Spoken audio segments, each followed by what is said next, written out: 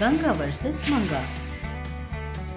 एक दिन मंगा अपने बगीचे में पान के पत्ते के पेड़ को लगाती है। उस पौधे को देखकर वो अपने मन ही मन खुश होती है।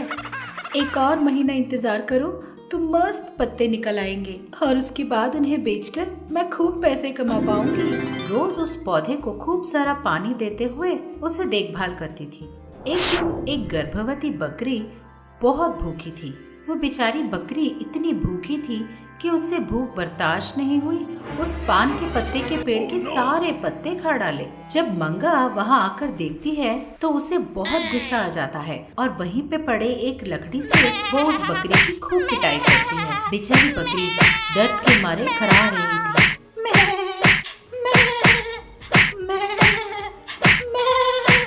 इस तरह बेचारी बकरी दर्द से चिल्ला रही थी।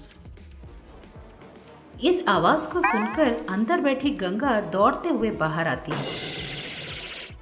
अरे ये सब क्या है? पागल तो नहीं हो गई तू? बेचारी बकरी को इतना क्यों मार रही है तू? अरे देखिए ना सासू माँ, मैंने कितने बड़े प्यार से इस पान के पत्ते के पौधे को पानी दिया था। देखिए तो उसने सारे पत्ते खा लिए। तुझे दिखता नहीं? वो बकरी गर्भवती है। अगर उसने भूख के मारे 2 पत्ते खा पी लिए तो तेरा क्या गया? अरे वो सब पत्ते ही तो थे, वापस आ जाएंगे। लेकिन अगर उसकी जान चली जाएगी तो वापस आएगी क्या? ऐसा बोलकर गंगा उस बकरी को अपने पास लाती है और उसे खूब सारे पत्ते और फल खिलाती है। ये सब देखकर मंगा अपने मन में सोचती है, हाँ, अरे रे, मेरी सासू माँ ने फिर से सोशल सर्विस शुरू कर दी।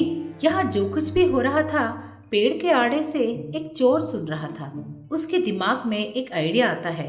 वो चोर मन ही मन सोचता है, देखने से लगता है बकरी काफी स्वस्थ है, ऊपर से वो गर्भवती भी है। इसे तोला जाए कम से कम 40 किलो तो जरूर होगी। अगर उसके टुकड़े टुकड़े करके किलो के भाव बेच दूं तो खूब पैसा कमा पाऊंगा। गंगा जब घर पर नहीं थी तो वो चोर चुपके से उनके घर में घुस जाता है। इधर मंगा पौधों को पानी दे रही थी। वो धीरे धीरे मंगा के पास पहुंचता है और अचानक रोने की एक्टिंग शुरू कर देता है।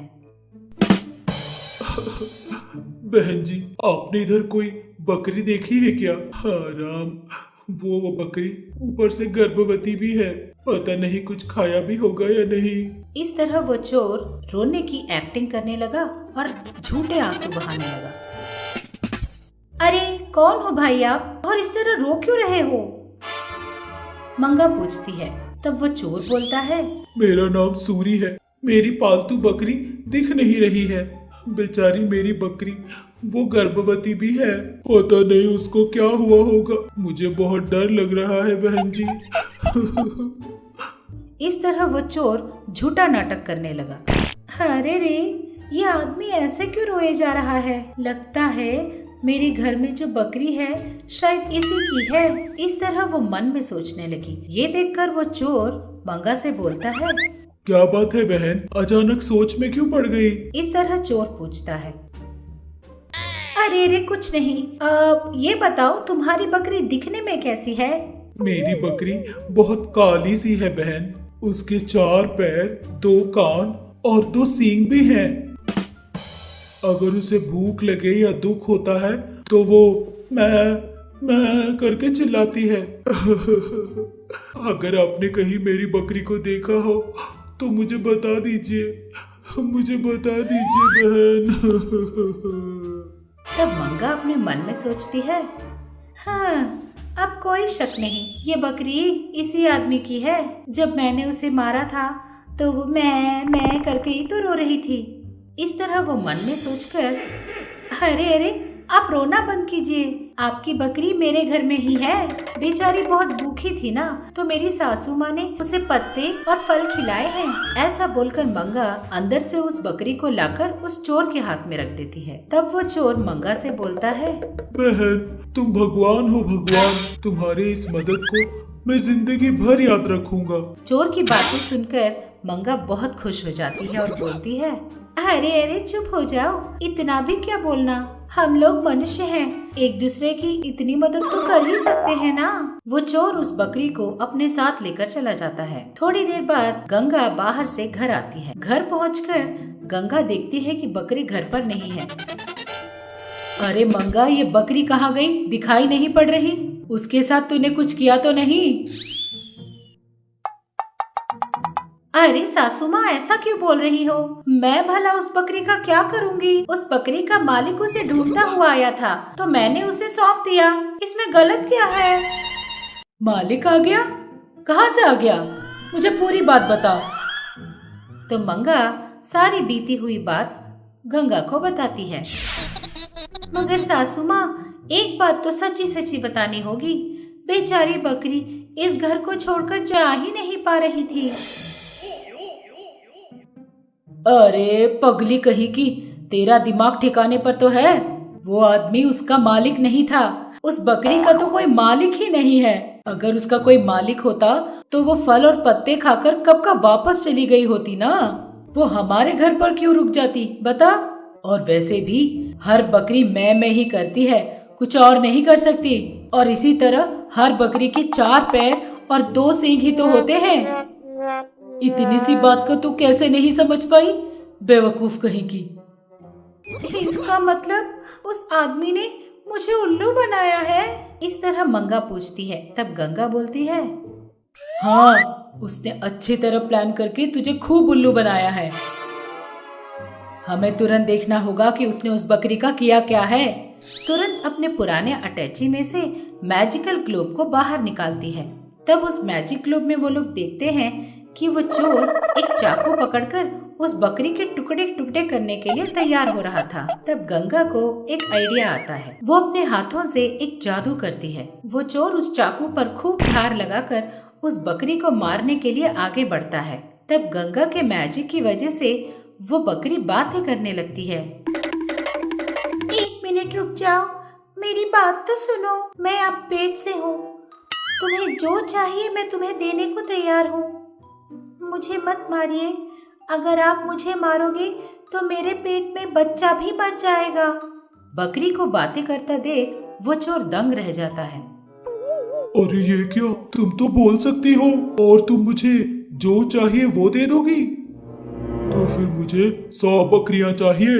चोर की बातें सुनते ही बकरी सचमुच अपने जादू से वहाँ 100 और बकरियां ले आती है। उन 100 बकरियों को देखकर वो चोर बहुत बहुत खुश हो जाता है। लेकिन ये सारे बकरियां अचानक उस चोर पर कूद पड़ती हैं। एक बकरी उसके सारे बाल खा जाती है। दूसरी बकरी उसके आंखें नोच लेती है। एक और बकरी अपने सींगों से उस चोर को पीछे से मार रही थी। अरे बाप रे, हाय राम, मैं तो मर गया। हाय हाय राम, हाय राम। इस तरह दर्द से चिल्ला रहा था। उससे वो दर्द बर्दाश्त नहीं हुआ और वो उस बकरी के पास जाकर बोलता है, बकरी माँ, मैंने सोचा था कि तुम कोई साधारण बकरी हो, लेकिन मुझे अब कुछ नहीं चाहिए, मुझे जाने दो। ये बात सुनते ही वो बाकी 100 बकरियां गायब हो जाती हैं। तुरंत वो चोर उस बकरी को उठाकर दौड़ते दौड़ते गंगा के घर पहुंचता है और वो उनके घर पहुंचते ही उस बकरी को वहां छोड़कर बिना पीछे मुड़े तुरंत वहां से भाग खड़ा होता है। ये क्या, ये आदमी इतना तेज दौड़ रहा है जैसे कोई रनिंग रेस का कंपटीशन हो। इस तरह मन में सोचकर गंगा हंसने लगती है और वो बकरी दौड़ते दौड़ते गंगा के पास पहुंच जाती है। गंगा बड़े प्यार से उस बकरी को अपने गले लगा लेती है। ओह अच्छा, ये सब मेरी सासू माँ का किया धरा है। उस चोर के साथ जो कुछ भी हुआ अच्छा हुआ, वरना इतनी समझदार हूँ मैं, उसने मुझे ही उल्लू बना डाला। मंगा बहुत खुश हो जाती है। उस दिन से वो बकरी गंगा और मंगा के साथ घर पर बैठकर टीवी देख रही थी। इतने में उसका फोन बजा। अरे इस वक्त फोन कौन कर रहा है? ऐसा सोचते हुए उसने फोन उठाया। हेलो, उसने कहा। इधर फोन पर उसके बचपन की दोस्त लावण्या थी।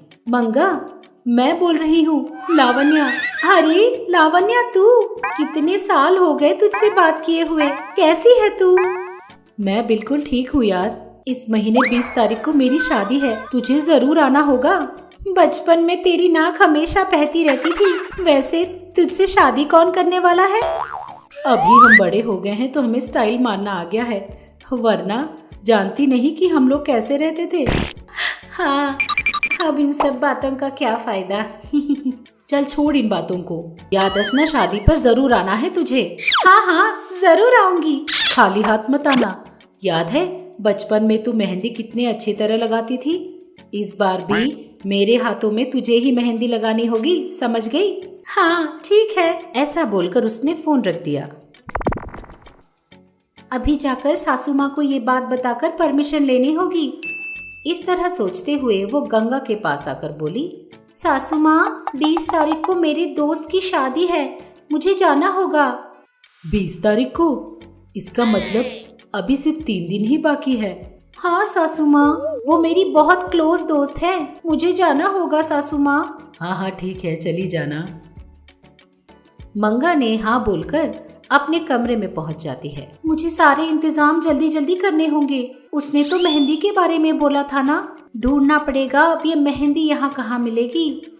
ऐसा सोचते हुए वो मेहंदी के लिए पूरे गांव में घूमती है, उसे कहीं नहीं दिखाई देता। निराश होकर घर आकर अपने सास के सामने खड़ी हो जाती है। अरे क्या हुआ? सुबह सुबह तो तू बहुत खुश थी कि तुझे शादी पे जाना है, लेकिन अब क्या हुआ? ऐसा चेहरा क्यों लटकाया हुआ है? वो दरअसल सासू माँ, मेहंदी के लिए मैंने पूरा गांव ढूंढ लिया, एक मेहंदी का पेड़ भी नहीं दिखाई दिया। अब मुझे मेहंदी के पत्ते मिलेंगे कहाँ से? हो बस इतनी सी बात के लिए तूने अपना चेहरा लटका लिया? मेहंदी नहीं मिली तो क्या हुआ, ऐसे ही चले जाना। नहीं नहीं सासू माँ, मेरे सारे दोस्त जानते हैं कि मैं मेहंदी बहुत अच्छी लगाती हूँ। दुल्हन ने भी मुझसे फोन पे यही बोला था कि शादी पे उसके हाथ पर मेहंदी मुझे ही लगानी होगी। अच्छा, तो तू अपने दोस्त को बोलना कि उसके घर के पास कहीं मेहंदी मिल जाए। ये बात नहीं है सासू माँ, मैं उस मेहंदी को बहुत स्पेशल तरीके से तैयार करती हूँ। मैं उस मेहंदी को तभी का तभी नहीं लगा सकती। छी, अब मेरी समझ में नहीं आ रहा कि मैं क्या